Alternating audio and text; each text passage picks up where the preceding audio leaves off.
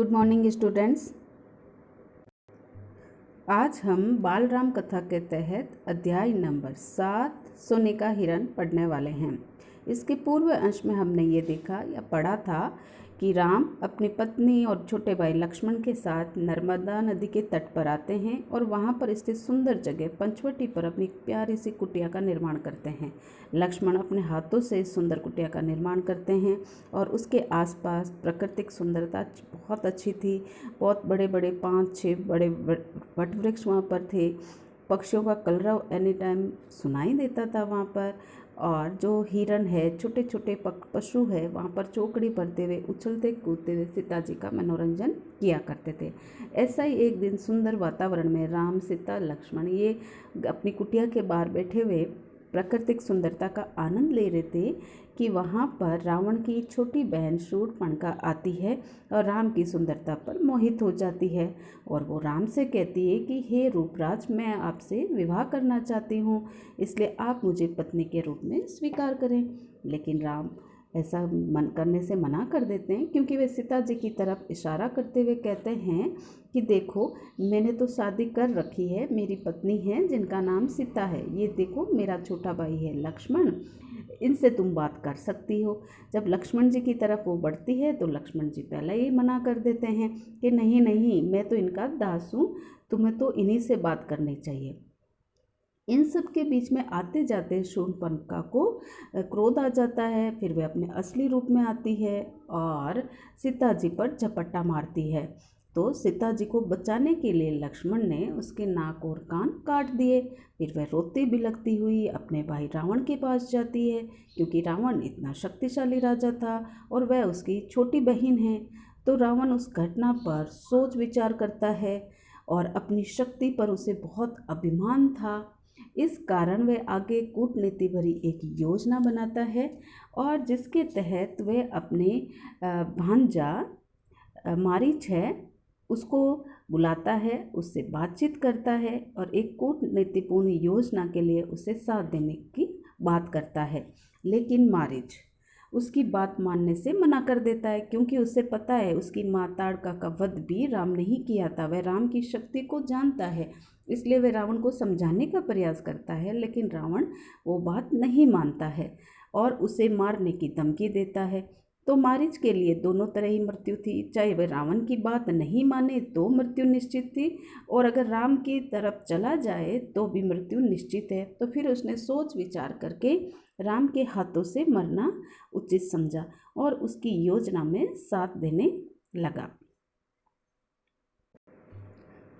मारीच अपने मामा रावण का साथ देने के लिए तैयार हो गया। दोनों रथ पर बैठकर पंचवटी नामक स्थान पर पहुंचते हैं तो रावण तो पेड़ के पीछे छिप जाता है और हमारा मारीच है वो एक सुंदर हिरण का रूप तैयार कर लेता है और फिर उस सुंदर रूप में वे कुचाले मारते हुए सीता जी की कुटिया के आसपास विचरण करने लग जाता है, यानी घूमने लग जाता है। उसकी सुंदरता देखकर सीता जी उस पर मुग्ध हो जाती है, मोहित हो जाती है और उसे अपनी कुटिया में रखना चाहती है। इसलिए वह राम से कहती है कि आप इसे मेरे लिए पकड़ कर लाओ। तो राम पहले तो उसे समझाने का प्रयास करते हैं कि कोई मायावी चाल हो सकती है, लेकिन जब सीता जी इतने प्यार से आग्रह करती है तो राम मना नहीं कर सकते, क्योंकि इतने सालों के वनवास के दौरान सीता जी ने उनसे कुछ नहीं मांगा था। इसलिए वह सीता जी की बात मान लेते हैं और उस हिरण को पकड़ने के लिए जाते हैं। राम कुटिया से निकलते हैं हिरण को पकड़ने के लिए और उनको कुटिया से निकलते हुए देखकर हिरण तो कुचाले मारने लग जाता है। राम को वो बहुत छकाता है, इधर उधर सब जगह भागने लग जाता है, झाड़ियों में छिपता है, उधर भागता है।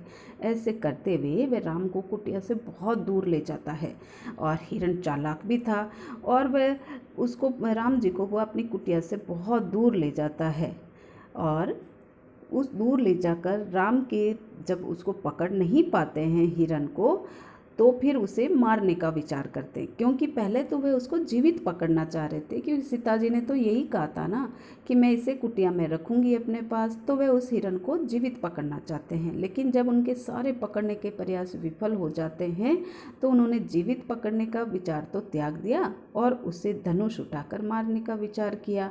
और उन्होंने एक तीर छोड़ा, उसको मारने के इरादे से तीर छोड़ते हैं और तीर हमारे हिरण को लग जाता है और हिरण वहाँ पर गिरते ही एक असली रूप में आ जाता है, राक्षस के रूप में। और वो राक्षस कौन था? मारीच था। और जैसे ही हिरण राक्षस के रूप में बदलता है, राम जी को उनकी आवाज़, उसका असली रूप समझ में आ जाता है, असली चाल समझ में आ जाती है, क्योंकि मारीच ने वहाँ पर रूप ही नहीं बदला, उसने राम जैसी आवाज़ भी बदल ली थी। और वह जैसे ही मृत्यु को प्राप्त होता है, उसने राम की आवाज़ में एक पुकार लगाई और ज़ोर से चिल्लाता है, हा सीते, हा लक्ष्मण, सहायता करो। और वो आवाज़ ऐसी थी कि सीता जी और लक्ष्मण जो दूर कहीं बैठे हुए थे कुटिया के पास, उन्हें ऐसा लगा कि राम कहीं कोई मुसीबत में फंस गए हैं, इसलिए सहायता के लिए पुकार रहे हैं। और इधर बाणों का प्रहार, राम ने जो बाण मारे थे उनका प्रहार यानी प्रभाव बहुत गहरा था, इसलिए हमारा मारीच बना हुआ हिरण उस प्रभाव को ज़्यादा सहन नहीं कर पाया और थोड़ी देर छटपटाते हुए उसने प्राण त्याग दिए। अब इधर रावण, सीता जी ने वो आवाज़ सुन ली थी, तो हमारी सीता जी और लक्ष्मण भैया दोनों कुटिया के पास एक शिलाखंड पर बैठे हुए थे। उन्हें जब वो आवाज़ सुनाई देती है तो सीता माता विचलित हो जाती है, दुखी हो जाती है और वो लक्ष्मण जी से कहती है कि भैया आपको जाना चाहिए, आपको जाना चाहिए, देखो राम किसी संकट में है और आपको उनकी सहायता करने के लिए वहाँ पर जाना चाहिए। लेकिन लक्ष्मण जी को पता है कि मेरे भैया को तो कोई हरा नहीं सकता है, लेकिन वो सीता जी को समझाने का प्रयास भी करते हैं और बहुत अलग अलग तरीक़ों से समझाने की कोशिश करते हैं, लेकिन सीता जी विचलित होकर, दुखी होकर रोने लग जाती है। इधर ये सारा दृश्य रावण एक विशाल पेड़ के नीचे छिपा हुआ देख रहा था। वह खुश भी हो रहा था कि उसकी चाल सफल हो गई, मारीच ने अपनी भूमिका अच्छे से निभाई है, अब वह वैसा ही करेगा जैसे उसने पहले से ही सोचा हुआ था। और उस समय उसने अपने एक जो राक्षस है कि अकंपन, जो उसका राक्षस जिसने सीता जी की बढ़ाई करी थी ना, तो उसकी बातें याद आती है कि अगर मैंने सीता का हरण कर लिया तो वो तो सीता जी राम का, जैसे सीता जी का मैं हरण करूँगा, राम के प्राण तो वैसे ही निकल जाएंगे, राम तो शक्तिहीन हो जाएंगे। और ऐसा सोचकर वह अपनी योजना को यहाँ क्रियान्वित करने की बात पर आगे सोचने लग जाता है। उधर मारीच की पुकार राम ने सुनी और उन्हें समझते देर नहीं लगी कि यहाँ पर ये सारी एक मायावी चाल है। उसकी पूरी चाल उनको समझ में आ गई कि हिरण जानबूझकर भागते हुए मुझे इतनी दूर लेकर आता है। अब हो सकता है कि षड्यंत्र का एक अगला चरण उन्होंने शुरू कर दिया होगा, इसलिए राम जल्दी से सोचते हुए कुटिया की ओर बढ़ते हैं। और इधर सीता जी आवाज़ सुनकर राम जी की विचलित हुई जा रही है और वो लक्ष्मण जी को बार बार कहे जा रही है कि आपको उनकी सहायता करनी चाहिए। मायावी पुकार सीता जी लक्ष्मण जी को सुनने से वो विचलित तो हो ही जाती है। लक्ष्मण तो उसकी बात समझ जाते हैं, लेकिन सीता जी समझ नहीं पाते हैं। उन्होंने जैसे ही वो पुकार सुने, लक्ष्मण जी ने तुरंत अपना धनुष मजबूती से पकड़ लिया और वो राक्षसों की अगली चाल का सामना करने की तैयारी करने लगे। सीता जी वो आवाज़ सुनकर ज़्यादा घबरा जाती है, दौड़कर कुटिया के द्वार पर जाती है और लक्ष्मण से कहती है कि तुम जल्दी जाओ, जिस दिशा से आवाज़ आई है उसी ओर भागो, लक्ष्मण भैया तुम्हारे भैया आज संकट में है। तो लक्ष्मण जी कहते हैं आप चिंता नहीं करें माता। लक्ष्मण ने सीता जी को बहुत समझाने का प्रयास करा, लेकिन वो नहीं मानती है और अंत में क्रोध में उबल पड़ती है। तो जब क्रोध में सीता जी उबलती है तो लक्ष्मण जी को वो भला बुरा कहने लग जाती है। और लक्ष्मण जी इस समय बहुत शांति से उन्हें समझाने का प्रयास कर रहे थे, तो उन्हें सीता जी को वो चीज़ बिल्कुल पसंद नहीं आई, क्योंकि इधर हो सकता है कि राम तो संकट में खड़े हैं और इधर भैया उन्हें प्यार से समझाते हुए वहाँ जाना नहीं चाहते हैं। तो फिर उन्होंने कुछ कटु शब्द कहे, जिससे कि क्या कहा कि मुझे लगता है कि लक्ष्मण भैया आप भी भरत भैया जैसे थोड़े लालची हो, इसलिए शायद तुम्हें भी राजपाट की जो एक राम रूपी कांटा है ना, इसके निकल जाने से तुम्हें संतुष्टि हो जाएगी। तुम्हारा मन पवित्र नहीं है, कलुषित है, तुम्हारे मन में भी पाप भरा हुआ है। मैं अब समझ सकती हूँ कि तुम अपने भाई की सहायता के लिए क्यों नहीं जा रहे हो। सीता ने यहाँ तक कह दिया कि हो सकता है कि तुम तो भाई भरत के गुप्तचर हो। सीता जी की बातों से लक्ष्मण जी को थोड़ा आघात पहुंचता है।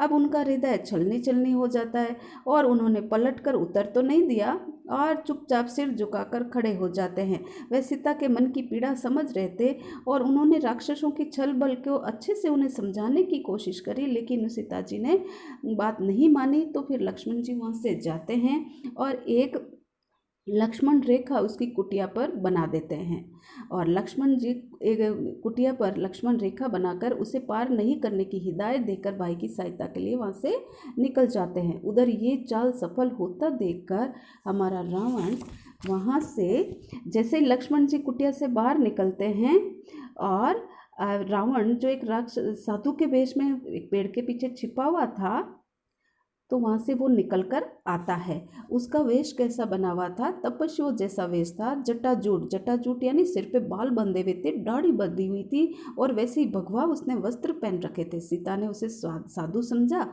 और उसका स्वागत किया। रावण ने सीता के बहुत सुंदर रूप, संस्कार और साहस की प्रशंसा करी। उसने सीता जी को परिचय देने के लिए देते हुए कहा कि हे सुमुखी, मैं रावण हूँ, राक्षसों का राजा हूँ, लंकाधिपति मेरा नाम तो रावण है। मेरा नाम लेने मात्र से लोग थर्राने लग जाते हैं, लेकिन तुम बहुत सुंदर हो और तुम दूसरों से अलग भी हो। इसलिए हे सुंदरी, मैं तुम्हारे पास स्वयं चलकर आया हूँ। मैं तुम्हें अपनी सोने की लंका में ले जाना चाहता हूँ। वहाँ तुम्हें मैं अपनी रानी बनाकर रखूँगा। तो वहाँ पर ये बातें वो कहने से पहले सीता जी को जाल में फंसाता है। सीता जी द्वार पर आती है तो उसे वो बाहर बुलाने की कोशिश करता है, क्योंकि लक्ष्मण रेखा के अंदर तो वो रावण जा नहीं सकता, जल सकता है। इसलिए सीता जी को भिक्षा के बहाने बाहर बुलाता है और उनसे भिक्षा देने के लिए कहता है। सीता जी जब बाहर मना कर देती है तो उन्हें तरह तरह के उलाहने देकर श्राप देने की बात करता है। तो सीता जी बाहर आती है और उसकी चाल को समझ नहीं पाती है, लेकिन जैसे सीता जी कुटिया से यानी अपने उस लक्ष्मण रेखा को पार करके बाहर आ जाती है तो उनसे कहता है कि हे सुमुखी, मैं रावण हूँ, राक्षसों का राजा, लंकाधिपति। मेरा नाम सुनते ही लोग थर्राने लगते हैं। मैं आज तुम्हें अपने साथ ले जाने आया हूँ और तुम्हें अपनी महल की पटरानी बनाऊंगा।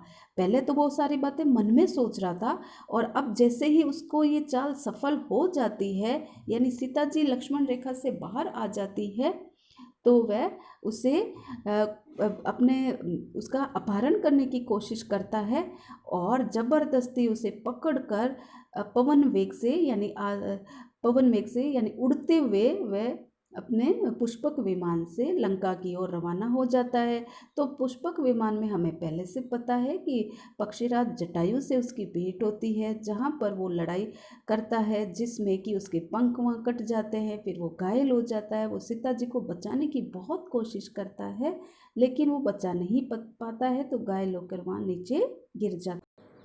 इधर रावण का रथ भी टूट जाता है। जब वो जटायु से युद्ध कर रहा होता है तो उसका रथ भी टूट जाता है। वह फिर उसने सीता जी को हाथों में पकड़ा, बाहों में दबाया और दक्षिण दिशा की ओर उड़ने लगा।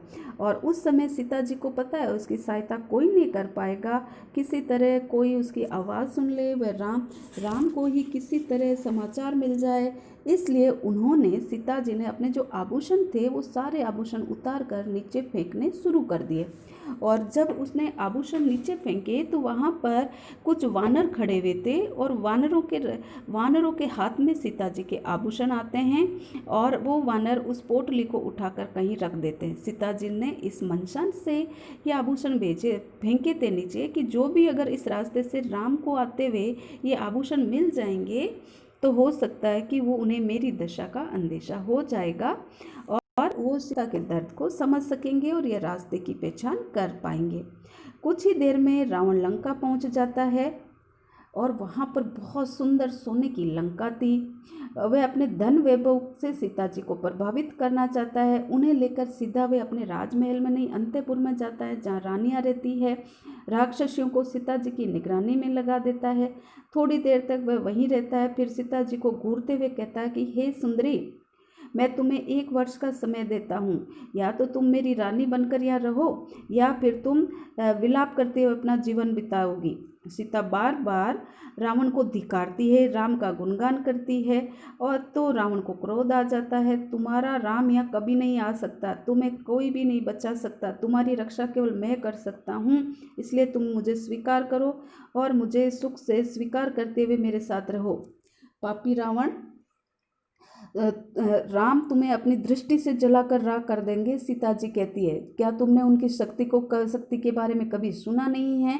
मैं उस राम की पत्नी हूँ जिसके तेज और पराक्रम के आगे कोई नहीं ठहर सकता है। तेरा सारा वैभव मेरे लिए अर्थहीन है। तूने पाप किया है और राम के हाथों तेरा अंत निश्चित है। राम की इतनी सुंदर प्रशंसा सुनकर रावण चिंतित हो जाता है। उसने सोचा कि खरदूषण को मारने वाला अवश्य कोई शक्तिशाली होगा। उसने तत्काल अपने सबसे बलवान राक्षसों को बुलाया और कहा कि तुम लोग पंचवटी में जाओ और ये पता लगाओ कि वहाँ पर क्या हो रहा है, राम क्या योजना बना रहे हैं। और उधर जब उन्होंने सीता जी ने उसकी बात नहीं मानी तो उसने सीता जी को अपने पास जो उनकी जो सुंदर बगीचा है अशोक वाटिका वाला, उसमें अशोक के पेड़ के नीचे वहाँ पर बैठा देता है और उन्हें 1 साल का समय दे देता है कि यहीं पर रहकर तुम मुझे बताओ कि या तो तुम मेरी रानी बनोगी या तुम यहीं रोते हुए अपनी जिंदगी खत्म कर दोगी। सीता जी वहीं पेड़ के नीचे बैठकर राम नाम का गुणगान करते हुए अपनी जिंदगी को राम के हाथों सौंप कर रक्षा करने की गुहार लगाती रहती है। और इधर रावण ने अपनी सारी राक्षसियों को बोल दिया कि अब इसकी सुरक्षा करो, इसी को कष्ट नहीं होना चाहिए किसी प्रकार का, लेकिन इसको तुम कहीं इधर उधर मत जाने देना, इसकी तुम्हें सुरक्षा करनी है और ध्यान रखो ये किसी से मिल नहीं पाए। ये सारी हिदायत देकर रावण चला जाता है। फिर उसने योजना बनाई कि अपने कुछ गुप्तचरों को वो वापस पंचवटी भेजता है राम की आगे की योजनाएं जानने के लिए कि राम शांत बैठा है या कोई योजना बना रहा है। उधर राम और लक्ष्मण अपनी कुटिया में उदास खड़े हैं। सीता के नहीं होने से प्रकृति भी जैसे नीरस हो गई है। चारों तरफ शांति बेजान सा वातावरण बना हुआ है। राम के दुख में चारों तरफ सभी लोग दुखी है। लक्ष्मण अपने भैया को समझाते हैं, राम लक्ष्मण को समझाते हैं। इस प्रकार वो दोनों आगे की योजना बनाते हैं जिससे कि वह सीता जी को प्राप्त कर सके और जहाँ भी सीता को कोई लेकर गया है उसकी खोज खबर ला सके। इस प्रकार वो कुटिया के आसपास बैठे हुए आगे की रणनीति बनाने की योजना बनाते हैं और आगे जो योजना होगी वो योजना हम आगे के अध्याय में जानने का प्रयास करेंगे।